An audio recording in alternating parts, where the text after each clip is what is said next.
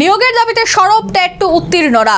আগরতলাস্থিত অর্থমন্ত্রী সরকারি বাসভবন চত্বরে আচমকা বিক্ষোভ, হতচকিত পুলিশ। হন্তদন্ত হয়ে পুলিশ আন্দোলনকারীদের চাকরি প্রত্যাশীদের আটক করে কোনোমতে মুখ রক্ষা করে। অবিলম্বে শূন্য পদের সংখ্যা বৃদ্ধি করে টেট 2 উত্তীর্ণদের একসঙ্গে নিয়োগের দাবি। এই দাবিতে মঙ্গলবার চাকরি প্রত্যাশীরা অর্থমন্ত্রী প্রণজিৎ সিংহ রায়ের বাসভবনের সামনে বিক্ষোভ প্রদর্শন করে। বিক্ষোভকারীদের অভিযোগ, মোট 1488 জন টেট উত্তীর্ণ প্রার্থীর মধ্যে বর্তমানে 1010 জনকে নিয়োগ দেওয়ার প্রক্রিয়া চলছে। ফলে অনেক যোগ্য প্রার্থী নিয়োগ থেকে বঞ্চিত হওয়ার আশঙ্কা তৈরি হয়েছে।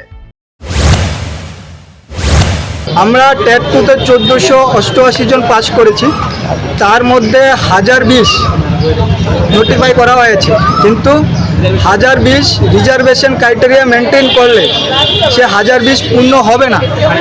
700 থেকে 750 পোস্ট পূর্ণ হবে, তাহলে 1488 থেকে অ্যাপ্রক্সিমেট অর্ধেক লোক জাস্ট নিয়োগ হবে, অর্ধেক লোক নিয়োগ হবে না।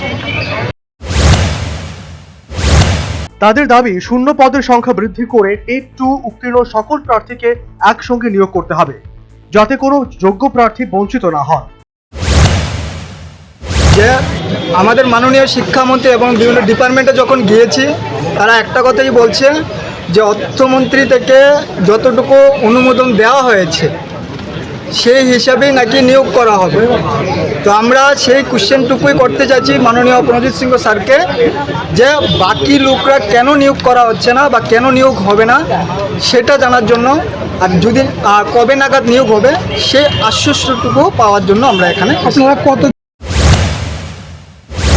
পরে রাজধানীস্থিত অর্থমন্ত্রী প্রণজিৎ সিংহ রায়ের সরকারি বাসভবনে চাকরি প্রত্যাশীদের বিক্ষোভের খবর পেয়ে ছুটে আসে পুলিশ। শেষে তাদের সেখানে থেকে আটক করে নিয়ে যায় এবং পরিস্থিতি নিয়ন্ত্রণে আনে। সর্বোপরি টেট 2 উত্তীর্ণদের নিয়োগের দাবিতে বিক্ষোভ। আগরতলাস্থিত অর্থমন্ত্রীর সরকারি বাসভবন চত্বরে আচমকা বিক্ষোভে হতচকিত পুলিশ। হন্তদন্ত হয়ে পুলিশ আন্দোলনকারী চাকরি প্রত্যাশীদের আটক করে কোনোমতে মুখ রক্ষা করে। Bureau report, news vanguard.